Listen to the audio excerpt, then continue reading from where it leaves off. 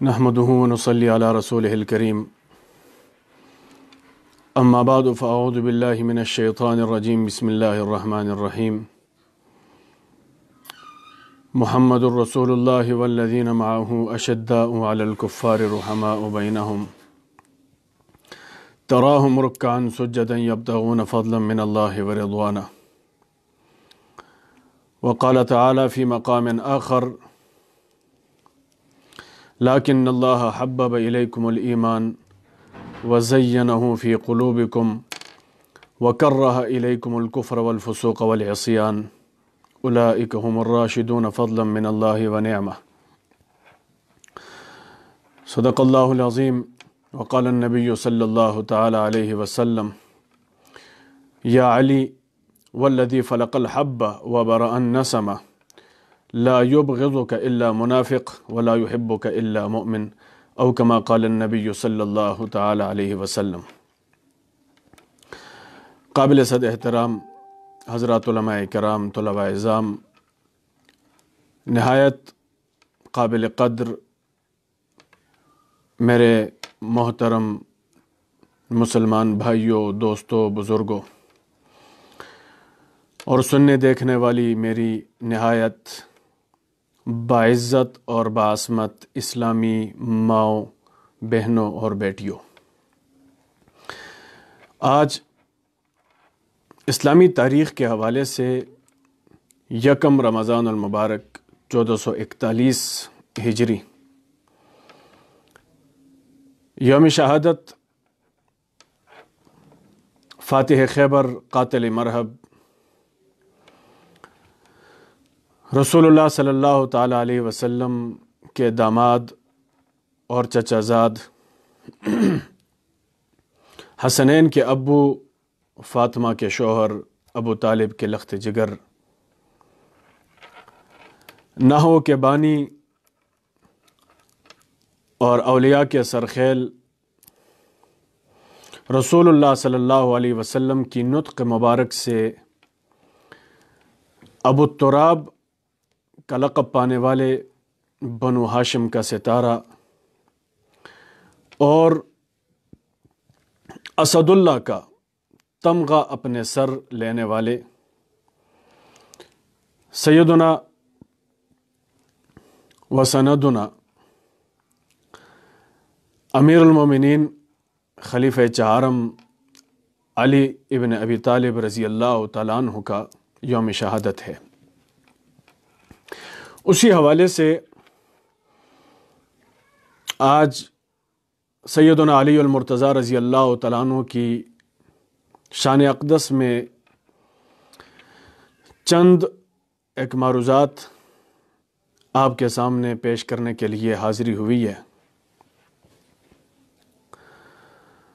سب سے پہلے میں علی المرتضیٰ رضی اللہ تعالیٰ عنہ کے بارے میں اہل سنت والجماعت کا عقیدہ بیان کر لیتا ہوں۔ اس کی دراصل وجہ یہ ہے کہ سیدنا علی المرتضیٰ رضی اللہ تعالیٰ عنہ اس امت کے اندر ایک ایسی شخصیت ہیں جن کے بارے میں اس امت کے چند گروہوں کا نہایت افراط اور تفریط چلتا ہے۔ بے اعتدالی کا شکار ہو گئے ہیں کچھ لوگ، اور بعینی ہی یہ وہی بات ہے جس کے بارے میں رسول اللہ صلی اللہ علیہ وسلم نے پیشن گوئی بھی فرمائی تھی۔ فرمایا تھا علی آپ کی مثال عیسیٰ بن مریم علیہ الصلاۃ والسلام کی ہے۔ ان کے بارے میں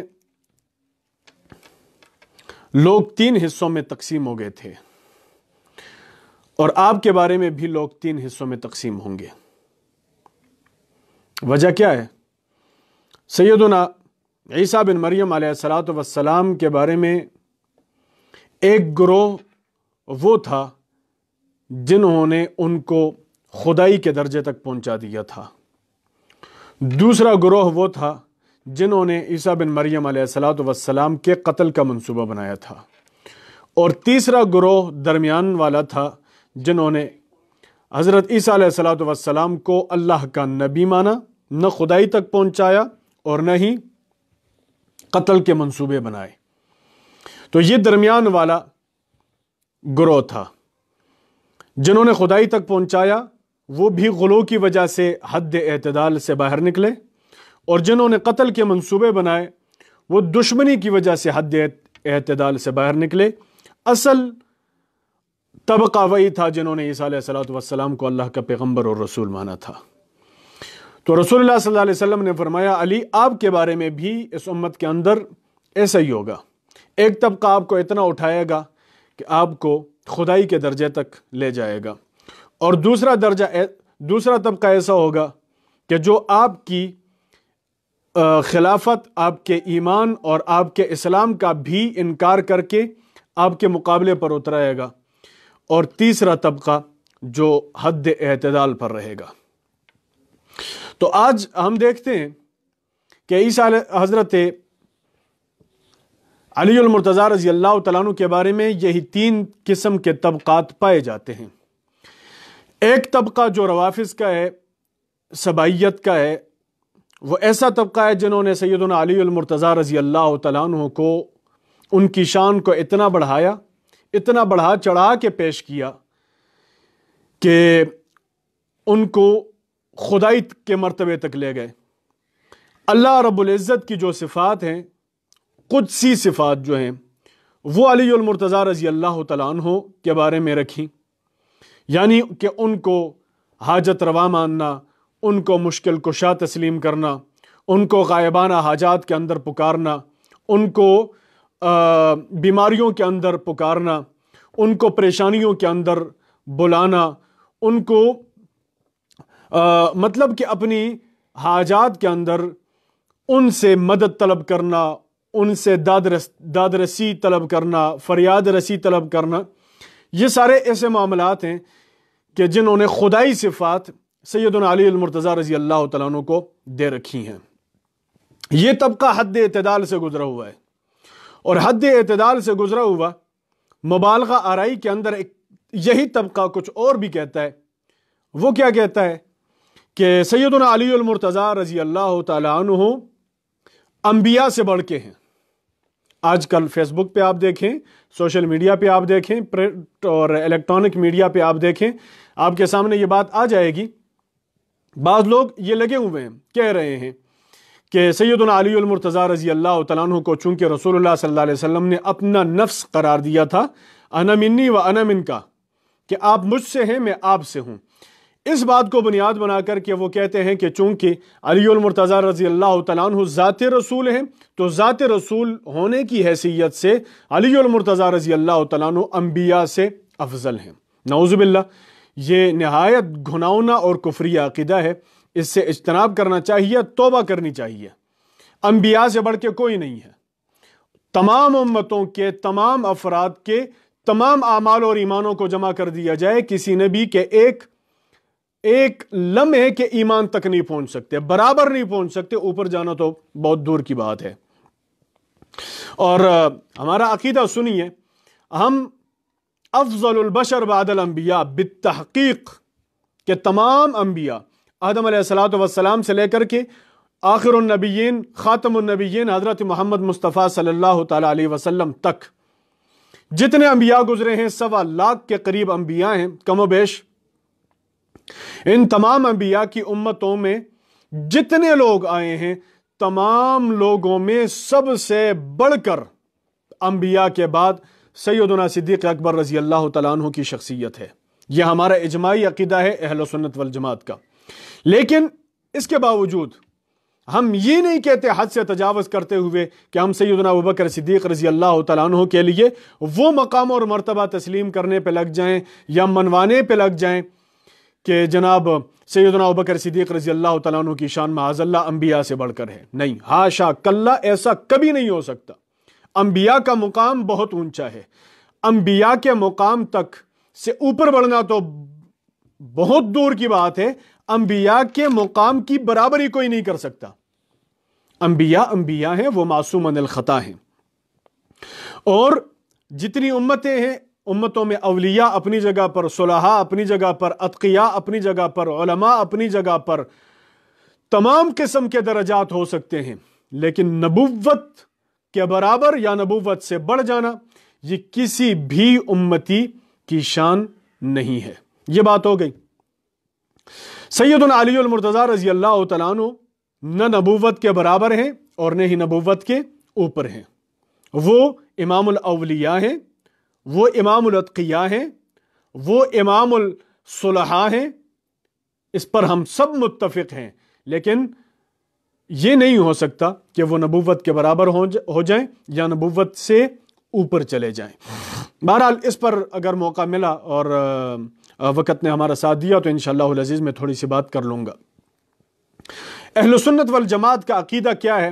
وہ یہ ہے کہ سیدنا علی المرتضیٰ رضی اللہ تعالیٰ عنہ عظمتوں کے مالک ہیں، شرافتوں کے مالک ہیں، بلندیوں کے مالک ہیں، اور عظمتوں، رفتوں، شان، بلندی وہ ان کے قدموں میں ملتی ہیں۔ یہ بات یقیناً درست ہے، لیکن آج ایک کلپ سن رہا تھا، اہل حدیث عالم ہیں حضرت مولانا قاری خلیل الرحمن جاوید صاحب، ان کی بعض باتیں بڑی ماشاءاللہ کمال کی ہوتی ہیں۔ انہوں نے ایک جملہ کہہ دیا، مجھے بڑا اچھا لگا۔ وہ جملہ کیا تھا؟ انہوں نے کہا کہ کسی کی تعریف میں مبالغہ آرائی تب کی جاتی ہے کہ جب اس کی تعریف اصلی نہ ہو، اس کی صفات اصلی نہ ہو، تب مبالغہ آرائی کی جاتی ہے۔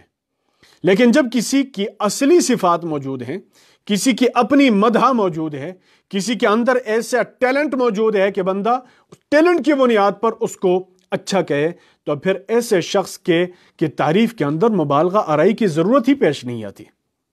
اب ہم حضرت سیدنا علی ابن ابی طالب رضی اللہ تعالیٰ عنہ کے شان اور مناقب اور فضائل بیان کرتے ہیں تو ہمیں کوئی مبالغہ آرائی کرنے کی ضرورت نہیں ہے۔ ہمارے پاس اللہ کا قرآن موجود ہے اور رسول اکرم صلی اللہ تعالیٰ علیہ وسلم کے فرامین موجود ہیں، اور اصحاب مصطفیٰ صلی اللہ تعالیٰ علیہ وسلم کے اقوال ہمارے پاس موجود ہیں۔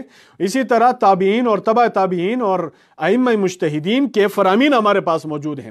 لہٰذا ہمیں کسی ڈھکوسلے اور کسی من گھڑت، کسی ضعیف اور کسی موضوعی روایات کی طرف جانے کی کوئی بھی ضرورت نہیں ہے۔ آج ایک ایسی بات آپ کے سامنے رکھوں، شاید آپ نے اس سے پہلے نہ سنی ہو، اور سیدنا علی ابن ابی طالب رضی اللہ تعالیٰ عنہ کی شان اور منقبت کے اندر بہت عظمت والی ہے۔ قرآن مجید کے اندر ایک آیت ہے، قرآن مجید کے اندر ایک آیت ہے سورہ مجادلہ کے اندر 28ویں پارے کی پہلی سورت میں دوسرے رکوع کے اندر کہ ایمان والو جب تم رسول اللہ صلی اللہ تعالیٰ علیہ وسلم کے پاس جانے لگو فقدموا بین یدی نجواکم صدقہ، تو صدقہ لے کر کے رسول اللہ صلی اللہ تعالیٰ علیہ وسلم کے پاس جایا کرو۔ یہ قرآن مجید کی آیت نازل ہو گئی۔ تو اتفاقی بات یہی تھی کہ اس دوران میں سیدنا علی بن ابی طالب رضی اللہ تعالیٰ عنہ صدقہ لے کر کے رسول اکرم صلی اللہ تعالیٰ علیہ وسلم کی خدمت میں حاضر ہوئے۔ جب حاضر ہوئے ان کو صدقہ دے دیا، اور دوسری آیت نازل ہو گئی اشفقتم ان تقدموا بین یدی نجواکم صدقات، اور اس آیت کے ذریعے سے وہ سابقہ آیت منسوخ ہو گئی۔ تو یہ ایک ایسا حکم تھا قرآن مجید کا، قرآن مجید کی نص قطعی آیت کا ایک ایسا حکم تھا کہ جو تمام امت کو تھا، لیکن اس تمام امت کے اندر اس پر عمل کرنے والے اکیلے سیدنا علی بن ابی طالب رضی اللہ تعالیٰ عنہ ہیں۔ یہ ان کی ایک ایسی عظمت ہے جس کے اندر ان کے ساتھ کوئی امتی شریک نہیں ہے، کوئی صحابی شریک نہیں ہے۔ یہ ان کی بہت بڑی فضیلت کی بات ہے۔ سیدنا علی بن ابی طالب رضی اللہ تعالیٰ عنہ کے بارے میں اہل سنت والجماعت کا عقیدہ یہ ہے کہ عظمتوں کے مالک ہیں، شرافتوں کے پیکر ہیں، شجاعتوں کے بادشاہ ہیں، بہادری کے پہاڑ ہیں۔ یہ سب کچھ اپنی جگہ پر ہے، لیکن وہ رسول اللہ صلی اللہ تعالیٰ علیہ وسلم کے امتی ہیں، رسول اللہ صلی اللہ علیہ وسلم کے صحابی ہیں، وہ امت کے اندر شامل ہیں۔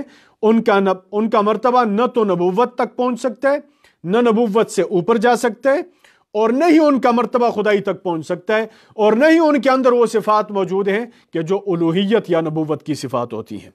کسی کی عظمت بیان کرنے کے لیے لازم نہیں ہے کہ ہم اس کو خدا بنائیں گے، کسی کی عظمت اور شان اور منقبت بیان کرنے کے لیے لازم نہیں ہے کہ ہم ان کو خامخواہ خلیفہ ان کو مطلب کہ نبوت تک پہنچائیں گے، لازم نہیں ہے کہ ہم ان کو نبوت سے آگے لے جائیں گے۔ سیدنا صدیق اکبر کی ہم بڑی فضیلتیں بیان کرتے ہیں، لیکن نہ تو خدائی تک پہنچایا نہ مصطفی تک پہنچایا ہے، ان کی عظمتیں اپنی جگہ۔ اسی طرح سیدنا علی بن ابی طالب رضی اللہ تعالیٰ عنہ کی شخصیت اپنی جگہ، عظمت اپنی جگہ، لیکن ہیں وہ امتی اور خلیفہ چہارم ہیں، اور ان کا مقام ابو بکر عمر عثمان سے یقیناً کم ہے۔ لیکن اس کا اب یہ مطلب نہیں ہے کہ ان سے چونکہ مقام کم ہے لہٰذا گالیاں دینا شروع کر دو، نہیں، گالیاں دینا کفر ہے۔ کوئی مسلک ایسا نہیں ہے کہ جس کی بنیاد گالیوں پر ہو۔ ہم علی المرتضیٰ کو امام مانتے ہیں، ہم ان کے منکر کو کافر تسلیم کر سکتے ہیں، لیکن یہ نہیں ہے کہ ان کو مان کر کے ان کے اماموں کو گالیاں دی جائیں۔ سیدنا علی المرتضیٰ رضی اللہ تعالیٰ عنہ کی آڑ لے کر خلفائے ثلاثہ کو گالیاں دی جائیں، ایسا لازم نہیں ہے، اور نہیں ایسا ہم کرنے دیتے ہیں۔ ایک شخص تھا سامنے آیا اور سیدنا علی رضی اللہ تعالیٰ عنہ کے سامنے ان کی بڑے فضائل شروع کر دی، مناقب شروع کر دی، عظمتیں شروع کر دی، اور پھر اتنا بڑا آیا کہ ان کا مقام اور مرتبہ سیدنا ابو بکر صدیق اور سیدنا عمر فاروق رضی اللہ تعالیٰ عنہ سے بلند کر دیا۔ تو یہ رجال کشی اور اہل تشیع کی کتاب ہے، اس کے اندر لکھا ہوا ہے، اور یہ وہ عالم ہے کہ جو شیعوں کے، روافظ کے، اہل تشیع کے 8 بڑے بڑے علماء میں ان کا نام آتا ہے۔ وہ لکھتے ہیں کہ سیدنا علی المرتضیٰ رضی اللہ تعالیٰ عنہ نے فرمایا کہ جو شخص مجھے ابو بکر اور عمر پر فضیلت دے گا، مجھے ابو بکر پر اور حضرت عمر پر فضیلت دے گا، تو میں اس کو مفتری کی حد لگاؤں گا۔ کیوں؟ اس لیے کہ میرا مقام ابو بکر عمر سے یقیناً کم ہے، وہ بڑی عظمتوں والے ہیں، ان کے مقام تک پہنچنا کہاں کسی کے بس کا کام ہے، ان کے مقام تک کوئی نہیں پہنچ سکتا۔ عمر بن عاص رضی اللہ تعالیٰ عنہ نے فرمایا، رسول اللہ صلی اللہ علیہ وسلم کے سامنے آ گئے، یا رسول اللہ من احب الناس الیک، سب سے زیادہ آپ کو پسند کون ہے؟ فرمایا عائشہ۔ نہیں یا رسول اللہ، ومن الرجال، مردوں میں کون ہے؟ فرمایا ابوہا۔ پھر کون ہے؟ فرمایا عمر۔ عائشہ سب سے پسند ہے، مردوں میں حضرت ابو بکر پسند ہے، دوسرے نمبر پر حضرت عمر پسند ہے۔ ان کا مقام اپنی جگہ پر ہے، تبھی تو رسول اللہ صلی اللہ علیہ وسلم کے پہلو میں گنبد خضرا میں آرام کر رہے ہیں، ان کی قبریں وہاں پر بنی ہوئی ہیں۔ سیدنا علی المرتضیٰ رضی اللہ تعالیٰ عنہ کوفہ کی جامع مسجد میں بیٹھے ہوئے اور لوگوں سے سوال کرتے ہیں، بتاؤ من اشجع الناس، لوگوں میں سب سے زیادہ بہادر کون ہے؟ کوئی کسی کا نام لے، کوئی کسی کا نام لے، کوئی کسی کا نام لے، کسی نے کہہ دیا امیر المومنین، آپ سے بڑھ کے بہادر کون ہو سکتا ہے؟ آپ ہی تو ہیں جو بدر و احد کے غازی ہیں، آپ ہی تو ہیں جو نمازی اور قاضی ہیں، آپ ہی تو ہیں جو قاتل مرحب ہیں، آپ ہی تو ہیں جو فاتح خیبر ہیں، عظمتیں تو آپ پہ ہیں۔ فرمایا نہیں، میں سب سے بڑا بہادر نہیں ہوں، امیر المومنین بتائیے نا کون سب سے بڑے بہادر ہیں؟ تو امیر المومنین نے جواب میں کہہ دیا، لوگوں سنو لوگوں، سب سے بڑے بہادر احد کی جنگ میں جب بڑے بڑے بہادروں کے پیر اکھڑنے پہ آ گئے تھے، اتنی شدت آ گئی، کافروں کی طرف سے حملے میں اتنی سختی آ گئی کہ بڑے بڑے بہادر بھی پریشان ہو گئے تھے۔ ہم نے دیکھا تھا کہ سیدنا ابو بکر صدیق رضی اللہ تعالیٰ عنہ رسول اللہ صلی اللہ علیہ وسلم کے جسم مقدس کے ساتھ سائے کی طرح چمٹے ہوئے تھے، اور کافروں کی طرف سے تیر آتے تھے، اور سیدنا ابو بکر صدیق رضی اللہ تعالیٰ عنہ جان کی پرواہ کیے بغیر رسول اللہ صلی اللہ علیہ وسلم کے دفاع میں لگے ہوئے تھے، سب سے بڑے بہادر تھے۔ یہ علی المرتضیٰ رضی اللہ تعالیٰ عنہ کی زبانی حضرت ابو بکر کی بہادری کی فضیلت ہے۔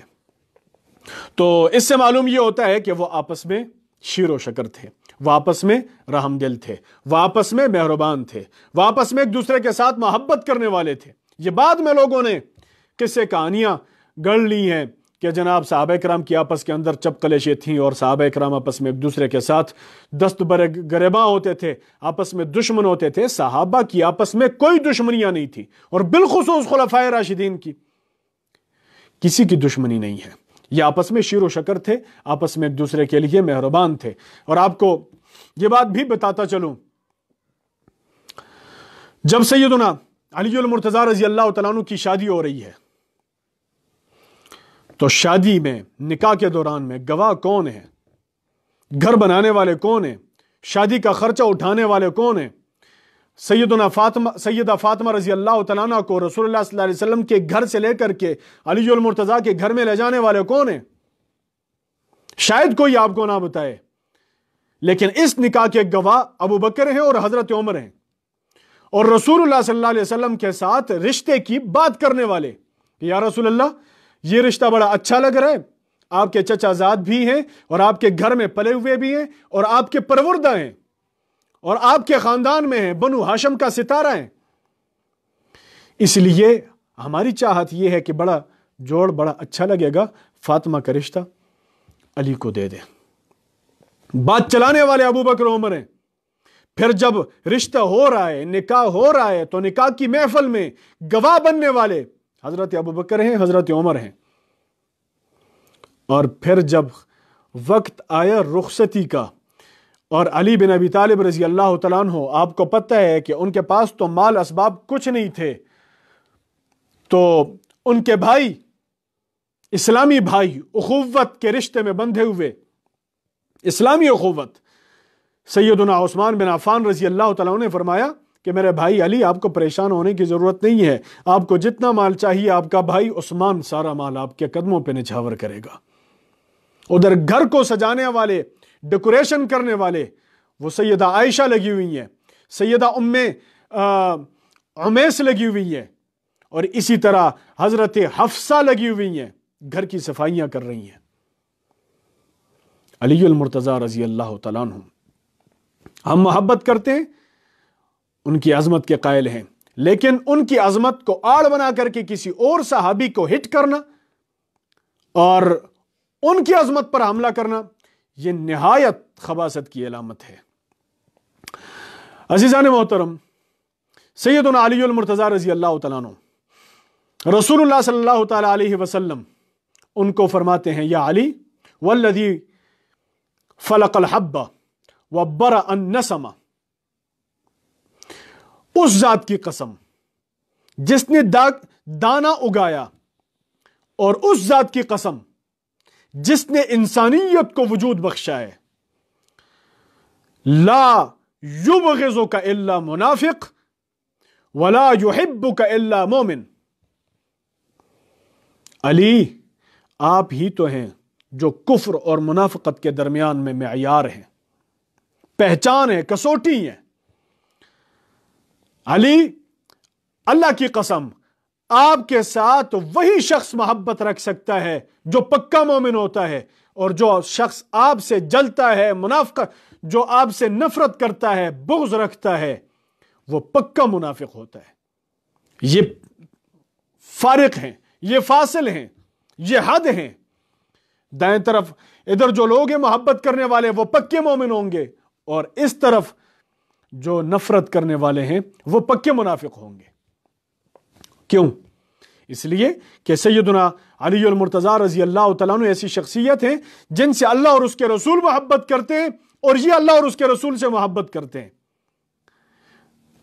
کتاب المغازی اٹھائیے، بخاری شریف کی عام ذخیرہ حدیث کے اندر اگر آپ دیکھیں، آپ کے سامنے حدیث آ جائے گی کہ جب خیبر کا معاملہ تھا، خیبر کا مارکہ تھا، صحابہ کرام جا رہے ہیں اور واپس آ رہے ہیں، جا رہے ہیں اور واپس آ رہے ہیں، جا رہے ہیں اور واپس آ رہے ہیں، قلعہ فتح نہیں ہو رہا، بار بار حملہ کر رہے ہیں لیکن قلعہ فتح نہیں ہو رہا۔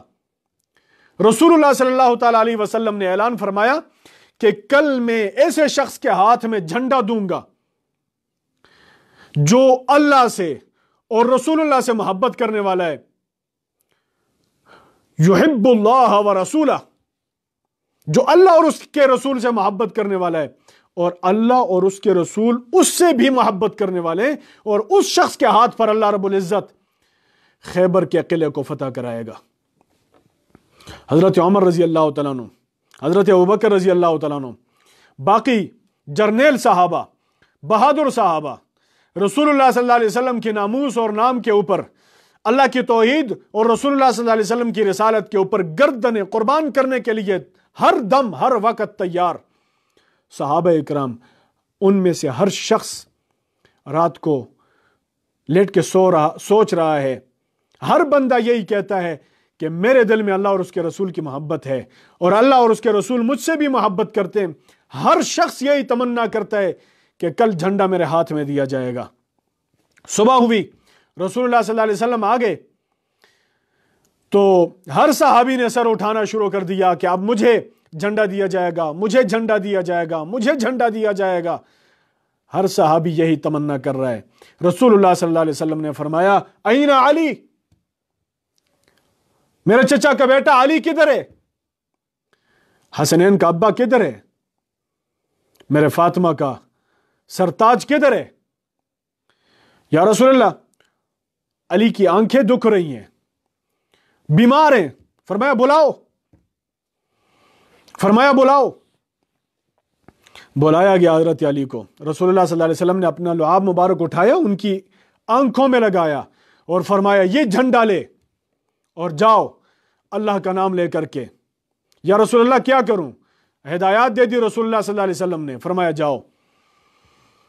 علی بن ابی طالب رضی اللہ تعالیٰ عنہ چلے گئے، اور وہ خیبر کا قلعہ جو کئی دنوں سے فتح نہیں ہو رہا تھا، اللہ کی مدد اور توفیق سے علی المرتضیٰ رضی اللہ تعالیٰ عنہ نے رسول اللہ صلی اللہ تعالیٰ علیہ وسلم کی دعاؤں سے ایک ہی دن میں فتح کر دیا۔ پھر واپس آ گئے رسول اللہ صلی اللہ علیہ وسلم کے پاس۔ آپ کو پتہ ہے، مزے کی بات بتاؤں آپ کو، خیبر کا یہ معرکہ شروع ہے، یہودیوں کی طرف سے ایک پہلوان ہے جس کا نام مرحب ہے، جس کا نام مرحب ہے۔ یہودیوں نے اپنی طرف سے اس کو میدان میں اتار دیا۔ جو یہودیوں کا سب سے بڑا پہلوان تھا وہ میدان میں آ گیا اور حل میں مبارزن کے نعرے لگا رہا ہے کوئی مقابلہ کرنے والا؟ ہے کوئی سامنے آنے والا؟ ہے کوئی دو ہاتھ کرنے والا؟ بڑے غصے میں، بڑے جوش میں، بڑے جذبے میں، اور بڑے تکبر اور غرور اور گھمنڈ کے اندر آ کر کے کہتے ہیں ہے کوئی مقابلہ کرنے والا؟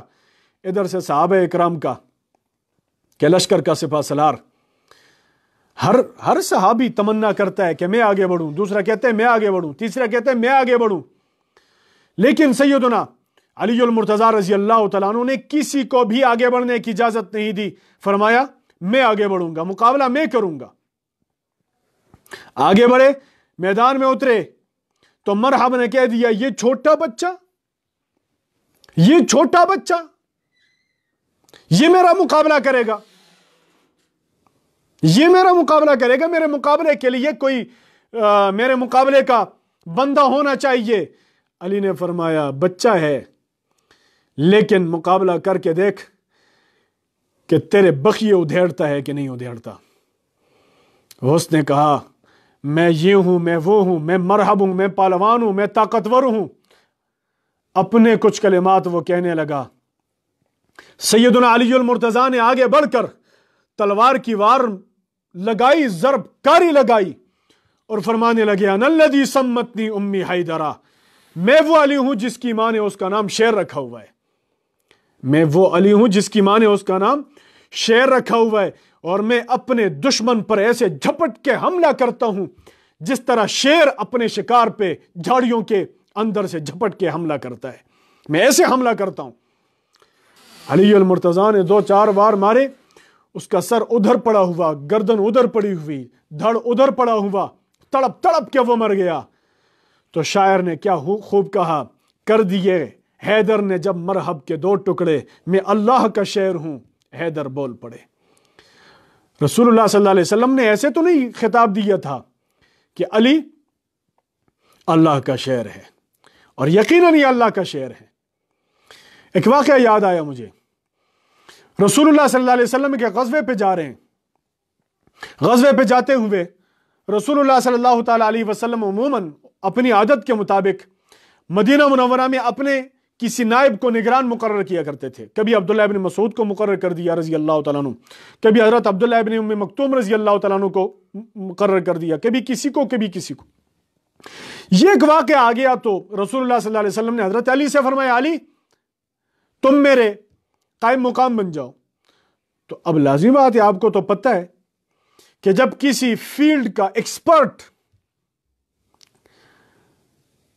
اس کی فیلڈ کے اندر اس کو پیچھے رکھا جائے تو لازمی بات ہے وہ تو پریشان ہوتا ہے کہ ضرورت میری تھی اور آپ مجھے پیچھے چھوڑ رہے ہیں۔ علی المرتضیٰ نے فرمایا، یا رسول اللہ یہ کیا بات ہو گئی، آپ آگے جا کر کے کفر کی صفیں چیریں گے اور مجھے بچوں، بچیوں اور عورتوں اور بوڑھوں کے سپرد کر رہے ہیں، یہ چیز میری شان کے خلاف ہے۔ یا رسول اللہ آپ مجھے اپنے ساتھ لے جائیں اور مدینہ منورہ میں کسی اور کو یہاں پر اپنا نگران بنا دیں۔ فرمایا، علی تمہیں خوشی نہیں ہے، تم پسند نہیں کرتے ہو کہ تمہاری حیثیت وہی بن جائے میرے مقابلے میں جو ہارون علیہ السلام کی حیثیت تھی موسیٰ علیہ السلام کے لیے؟ یعنی موسیٰ علیہ السلام جب کوہ طور پہ جا رہے تھے تو قوم میں حضرت ہارون علیہ السلام کو اپنا نائب اور خلیفہ بنا کے چھوڑ گئے تھے، اور میں باہر جا رہا ہوں تو تمہیں اپنے شہر میں اپنے مدینہ منورہ کے اندر اپنا نائب اور خلیفہ بنا کے چھوڑ رہا ہوں، کیا تم خوش نہیں ہو؟ ہاں یہ بات الگ ہے، لا نبی بعدی، میرے بعد کوئی نبی نہیں ہے، میرے بعد کوئی نبی نہیں ہے۔ ہارون علیہ السلام رہے تھے خلیفہ بن کر، نبی تھے۔ رسول اللہ صلی اللہ علیہ وسلم نے فرمایا، علی میرے خلیفہ ہو لیکن نبی نہیں ہو۔ یہی بات ہے جس کی طرف میں نے اپنے بیان کے ابتدا کے اندر ہی اشارہ کر دیا کہ ساری باتیں اپنی جگہ پر، فضیلتیں اپنی جگہ پر، عظمتیں اپنی جگہ پر، سب کچھ اپنی جگہ پر، لیکن نبوت تک نہیں پہنچ سکتے۔ نبوت وہ خاصہ ہے جو اللہ نے اپنے نبیوں کو دیا، نبیوں پر وہ سلسلہ ختم ہو گیا ہے، ان کے بعد نہ کوئی نبی سے بلند آ سکتا ہے نہ کوئی نبی کے برابر آ سکتا ہے۔ لا نبی بعدی، یہ باتیں ختم ہو گئی ہیں۔ اچھا جی، اب سیدنا علی المرتضیٰ رضی اللہ تعالیٰ عنہ، بعض ایک واقعے کی طرف میں آپ کو اشارہ دلاتا ہوں، بہت اہم واقعہ ہے۔ حضرت فاطمہ رضی اللہ تعالیٰ عنہ جو رسول اللہ صلی اللہ تعالیٰ علیہ وسلم کی لخت جگر ہیں، سیدہ خدیجۃ الکبریٰ رضی اللہ تعالیٰ عنہ کے بطن سے پیدا ہوئی ہیں، حسنین کی امی ہیں اور حضرت علی بن ابی طالب رضی اللہ تعالیٰ عنہ کی زوجہ محترمہ ہیں اور جنتی عورتوں کی سردار ہیں۔ فضائل مناقب اپنی جگہ پر، ساری باتیں اپنی جگہ پر، لیکن کچھ لوگ اہل سنت کے اوپر الزام لگاتے ہیں کہ اہل سنت علی المرتضیٰ رضی اللہ تعالیٰ عنہ سے اور ان کی زوجہ سیدہ فاطمہ الزہرا رضی اللہ تعالیٰ عنہ سے نفرت کرتے ہیں اور بغض رکھتے ہیں۔ یہ اہل سنت کے اوپر ایک الزام ہے، یاد رکھیے۔ ان دونوں کی محبت کو ہم ایمان کا جزو تصور کرتے ہیں، پھر کہا جاتا ہے جی دیکھیں فاطمہ بضعۃ منی من آذاہا فقد آذانی، فاطمہ میرے جگر کا ٹکڑا ہے، رسول اللہ صلی اللہ علیہ وسلم فرماتے ہیں فاطمہ میرے جگر کا ٹکڑا ہے، اور جس نے فاطمہ کو اذیت دی تو اس نے مجھے اذیت دی، اور جس نے مجھے اذیت دی قریب ہے اللہ اس کو پکڑ لے گا۔ یہ کہا جاتا ہے، اور پھر کہا جاتا ہے دیکھو اہل سنت حضرت فاطمہ کے دشمن ہیں۔ میرے سامنے کس طرح اہل تشیع کا ذاکر تھا، میرے سامنے بیٹھ گیا تھا اور اس نے مجھے کہا دیکھیں جی بخاری شریف میں یہ موجود ہے، اور بھی کافی سارے ہمارے احباب بیٹھے ہوئے تھے، اہل تشیع کے لوگ بھی تھے اور ہمارے اہل سنت کے لوگ بھی تھے، ہماری کچھ بات ہو رہی تھی، تو اس نے مجھے کہا کہ دیکھیں آپ کی بخاری کے اندر موجود ہے، مسلم کے اندر موجود ہے، باقی روایات کے اندر موجود ہے کہ فاطمہ میرے جگر کا ٹکڑا ہے، اور جس نے ان کو اذیت دی تو اس نے مجھے اذیت دی، اور جس نے مجھے اذیت دی تو گویا اللہ اس کو پکڑ لے گا۔ اور آپ اہل سنت جو ہیں حضرت فاطمہ کی عظمت کے منکر ہیں۔ میں نے کہا کون عظمت کا منکر ہے؟ ان کی عظمت کے منکر کو تو ہم مسلمان تصور نہیں کر سکتے. کیسے ہو سکتا ہے؟ اس جنت کی عورتوں کی سردار کی عظمت کے ہم منکر بن جائیں؟ کیسے ہو سکتا ہے؟ یہ نہیں ہو سکتا. لیکن جب اس نے یہ حدیث پڑھ کے مجھے سنائی، اور پھر ہمارے اہل سنت کچھ بھائی ایسے بیٹھے ہوئے تھے کہ جو نابلد قسم کے تھے، زیادہ علمی استعداد والے نہیں تھے، گہرائی میں جانے والے نہیں تھے. میں نے کہا اگر میں اس کا جواب نہیں دوں گا تو پھر مصیبت بن جائے گی. میں نے کہا بھائی بات سنو، انہوں نے جو حدیث پڑھی ہے نا، بخاری شریف کی حدیث ہے، اور میں ایمان رکھتا ہوں اس حدیث کے اوپر کہ فاطمہ کو اذیت دینے والا در حقیقت رسول اللہ صلی اللہ علیہ وسلم کو اذیت دینے والا ہے، اور حضرت رسول اللہ صلی اللہ علیہ وسلم کو اذیت دینے والا در حقیقت اللہ کی دشمنی کرنے والا ہے، اور اللہ اپنے دشمن کو نہیں چھوڑتا ہے. یہ بات بالکل تسلیم کرتا ہوں، یہ ہمارا عقیدہ ہے. لیکن میں نے اس کو کہا، میں نے کہا پہلے یہ تو مجھے بتاؤ کہ اس حدیث کا پس منظر کیا ہے. اس حدیث کا پس منظر تو پڑھ کے سناؤ نا، اس حدیث کا پس منظر کیا ہے؟ تو وہ پریشان ہو گیا. پھر ہمارے ان لوگوں نے بھی کہہ دیا، ان لوگوں نے بھی کہہ دیا بھائی سنائیں آپ، اس کا پس منظر کیا ہے؟ پس منظر سنانا اس کے بس کا کام نہیں تھا. میں نے کہا میں سناتا ہوں. ہم احادیث میں قطع برید کرنے والے نہیں ہیں، جو پوری حدیث ہے پوری پڑھ کے سنانے والے ہیں. میں نے کہا مجھ سے لے لو، میں پڑھ کے سناتا ہوں. سیدنا علی ابن ابی طالب رضی اللہ تعالیٰ عنہ نے نکاح کا ارادہ کیا تھا ابو جہل کی بیٹی کے ساتھ. ابو جہل کی بیٹی کے ساتھ رسول اللہ صلی اللہ تعالیٰ علیہ وسلم کی بیٹی کی موجودگی میں علی بن ابی طالب رضی اللہ تعالیٰ عنہ نے نکاح کا ارادہ کر لیا. اور یہ بات پتہ چلی رسول اللہ صلی اللہ علیہ وسلم کو. جب ان کو پتہ چلی تو رسول اللہ صلی اللہ علیہ وسلم غصے کی حالت میں اپنے گھر سے باہر نکلے، مسجد نبوی میں تشریف لائے، منبر کے اوپر کھڑے ہو گئے اور کہنے لگے لوگوں مجھے کیا بات پتہ چلی ہے. یہاں پر میں اگر ایک نقطے کی طرف اشارہ کروں، رسول اللہ صلی اللہ علیہ وسلم کو اتنا غصہ آیا تھا اس بات کے اوپر کہ انہوں نے حدیث میں علی کا نام نہیں لیا تھا، پھر ابن ابی طالب کا لفظ کہہ دیا تھا. ابن ابی طالب کا لفظ بول کر کے کہا کہ میں کیا سن رہا ہوں ابن ابی طالب سے، وہ ابو جہل کی بیٹی سے شادی کرنے کا ارادہ کر رہے. یاد رکھو ایک گھر میں رسول اللہ کی بیٹی اور عدو اللہ کی بیٹی جمع نہیں ہو سکتی ہیں. یا تو یہاں پر رسول اللہ کی بیٹی ہوگی اور یا اللہ کے دشمن کی بیٹی ہوگی. یہ دونوں بیٹیاں ایک گھر کے اندر جمع نہیں ہو سکتی ہیں. ہاں اگر ابو طالب کا بیٹا چاہتا ہے کہ وہ ابو جہل کی بیٹی سے نکاح کر لے، شادی کر لے، تو اس کو چاہیے مجھ محمد کی بیٹی کو طلاق دے دے، میرے گھر بھیج دے، اور پھر ابو جہل کی بیٹی سے نکاح کر لے. اور پھر یہ حدیث پڑھ کے سنائی، رسول اللہ صلی اللہ علیہ وسلم نے حدیث سنائی کہ فاطمہ بضعۃ منی، فاطمہ میرے جگر کا ٹکڑا ہے، جو اس کو تکلیف دے گا در حقیقت مجھے تکلیف دے گا، اور جو مجھے تکلیف دے گا اللہ اس کو پکڑ لے گا. اس ذاکر کو میں نے کہا اب بولو رسول اللہ صلی اللہ علیہ وسلم کو فاطمہ کے بارے میں اذیت پہنچانے والے کون ہیں؟ اس نے سر نیچے کر لیا. اس حدیث کے پس منظر کو بھی دیکھیں. ہم یہ نہیں کہتے کہ علی بن ابی طالب نے رسول اللہ صلی اللہ علیہ وسلم کا دل دکھایا تھا، ایسی بات نہیں ہے. لیکن بات یہ ہے کہ فاطمہ رضی اللہ تعالیٰ عنہ کی عظمت دکھانی تھی اللہ نے اپنے رسول صلی اللہ علیہ وسلم کی زبان سے، اور جب تک علی المرتضیٰ ایسا قدم نہ اٹھاتے تب تک یہ عظمت سامنے نہیں آنی تھی. اسی وجہ سے اللہ رب العزت نے علی المرتضیٰ سے یہ کام کروایا تاکہ فاطمہ کی عظمت پوری دنیا کو پتہ چلے. لہٰذا یہ الزام ہمارے اوپر غلط ہے، نہ ہم خانواد رسول کے ساتھ ہماری کوئی دشمنی نہیں ہے. اور پھر کہا جاتا ہے جی اہل سنت یہ ناسبی ہیں. استغفر اللہ.